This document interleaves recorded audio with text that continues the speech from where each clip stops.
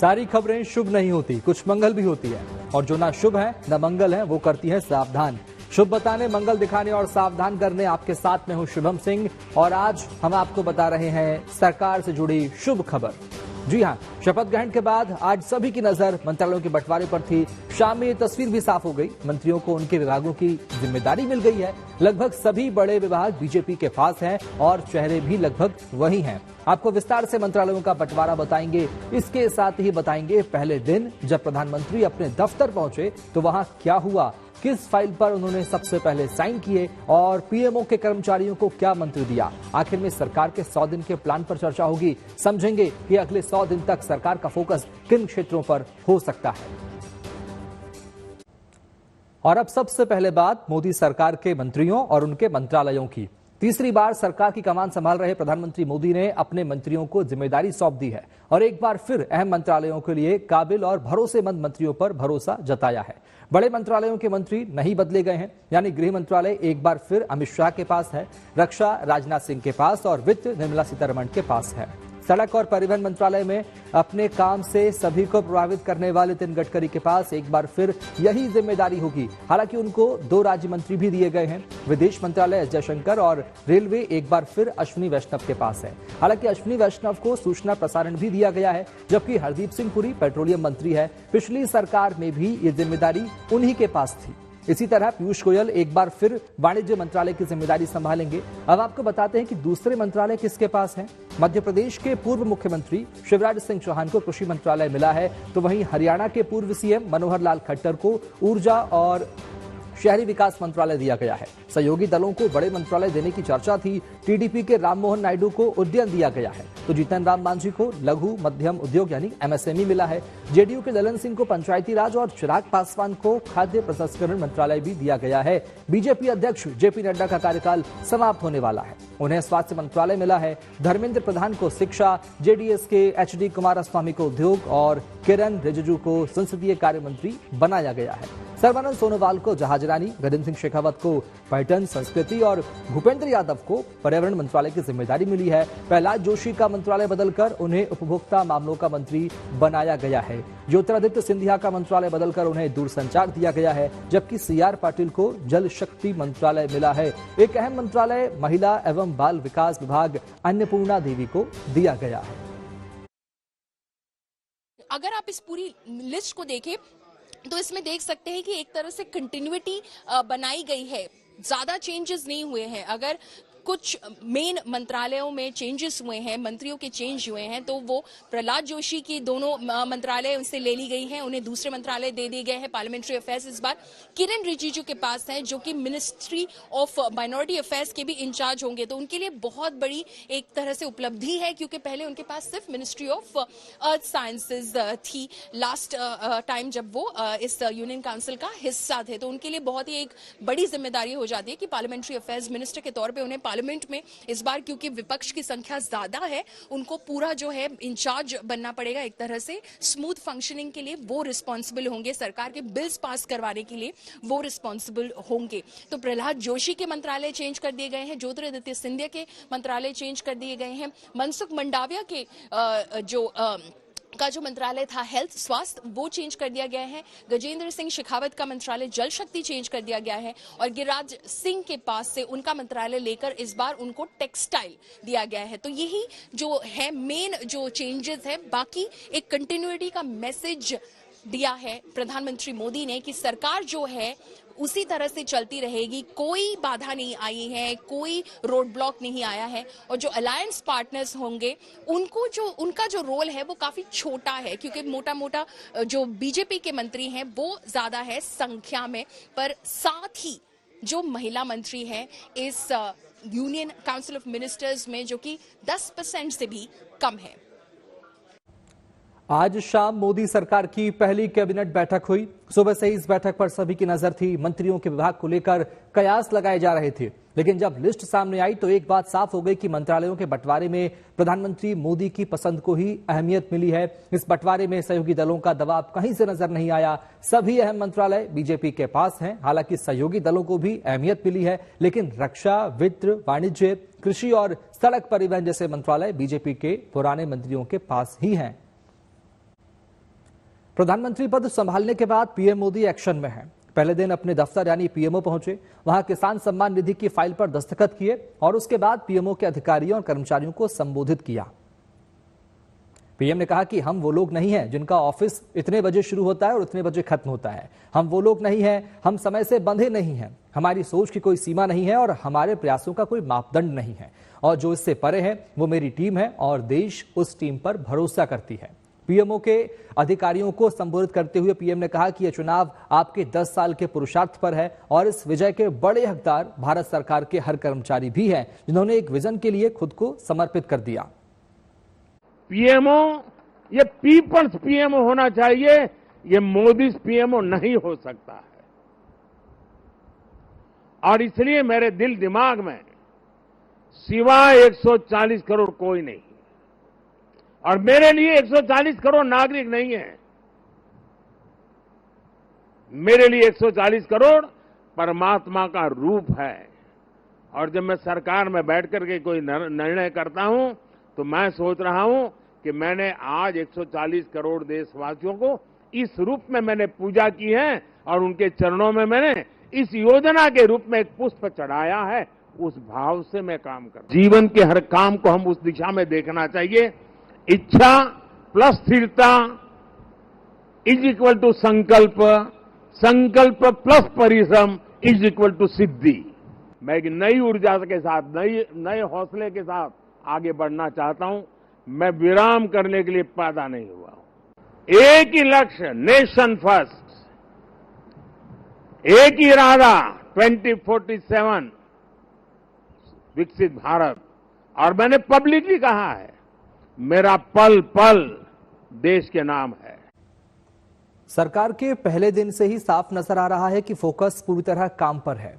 PM खुद अपने दफ्तर पहुंचे और इस तरह मिसाल पेश कर दी। असल में चुनाव से पहले प्रधानमंत्री ने अगले 5 साल और नई सरकार बनने के बाद 100 दिन का रोड मैप बना लिया था, जिसे उन्होंने बाद में बढ़ाकर 125 दिन का कर दिया। इन 125 दिनों में प्राथमिकता के हिसाब से कामों को अंजाम दिया जाना है, नीतियां बनाई जानी है, उन्हें अमली जामा पहनाना है। क्या हो सकता है सरकार का एजेंडा, देखिए हमारी इस रिपोर्ट में। मैं नरेंद्र दामोदर दास मोदी ईश्वर की शपथ लेता हूं कि मैं विधि द्वारा स्थापित भारत के संविधान के प्रति सच्ची श्रद्धा और निष्ठा रखूंगा।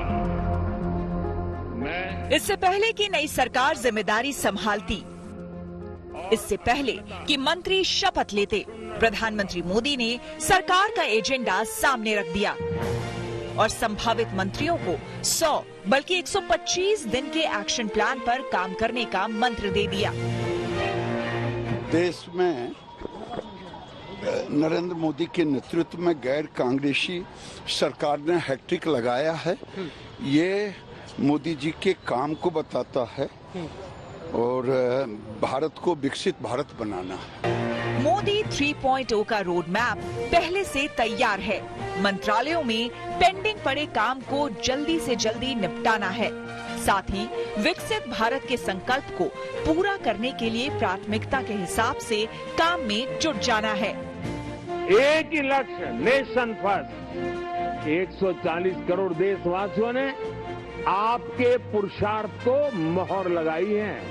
ये चुनाव मोदी के भाषणों को मोहर नहीं है। ये चुनाव आपके 10 साल के हर सरकारी कर्मचारियों के पुरुषार्थ को मोहर लगी हुई है। काम करने और सरकार चलाने का ये खास अंदाज है प्रधानमंत्री मोदी का। समय से पहले सोचना, और न सिर्फ सोचना बल्कि उसका पूरा खांचा तैयार कर लेना। सामने लोकसभा चुनाव था, मगर प्रधानमंत्री मोदी अगले 5 साल की योजना पर मंथन कर रहे थे। लेकिन साथियों, 10 साल में जो हुआ वो तो सिर्फ ट्रेलर है, ट्रेलर।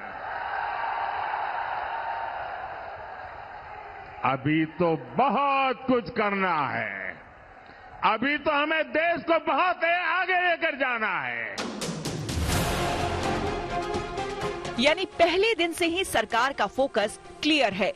एजेंडा तय है। कौन से काम पहले निपटाए जाने हैं, उनकी लिस्ट तैयार है और सरकार पहले दिन से ही इस प्लान पर रफ्तार से काम करने जा रही है। फरवरी 2024 में प्रधानमंत्री मोदी ने मंत्रियों को अगले 5 साल का रोड मैप और 100 दिनों का एक्शन प्लान बनाने को कहा था। हालांकि चुनाव में बीजेपी के अकेले दम पर बहुमत नहीं मिलने से इस प्लान पर थोड़ा बहुत असर पड़ सकता है, लेकिन जानकार मान रहे हैं कि ज्यादातर काम तय समय पर शुरू होंगे और तय समय पर ही खत्म होंगे। इनमें कृषि, वित्त और रक्षा क्षेत्र में जरूरी सुधार शामिल हैं। सरकार के टॉप एजेंडे में सेना में थिएटर कमांड तैयार करना भी शामिल है। सूत्रों के मुताबिक सरकार के 100 दिन के प्लान में यूनिफॉर्म सिविल कोड, CAA और वन नेशन वन इलेक्शन जैसे भी मुद्दे हैं। हालांकि सहयोगी दलों पर निर्भर होने की वजह से माना जा रहा है कि फिलहाल इन्हें आगे नहीं बढ़ाया जाएगा। सहयोगी दलों की आपत्ति की वजह से मुस्लिम आरक्षण खत्म करने की दिशा में भी सरकार आगे नहीं बढ़ पाएगी, मगर इसके अलावा भी कई जरूरी काम हैं। माना जा रहा है कि 100 दिन के प्लान के तहत 70 साल के बुजुर्गों के लिए मुफ्त इलाज, पेपर लीक नियंत्रण के लिए राष्ट्रीय कानून, न्यू एजुकेशन पॉलिसी पर काम शुरू हो सकता है। इसके अलावा सरकार का फोकस जनगणना पर होगा।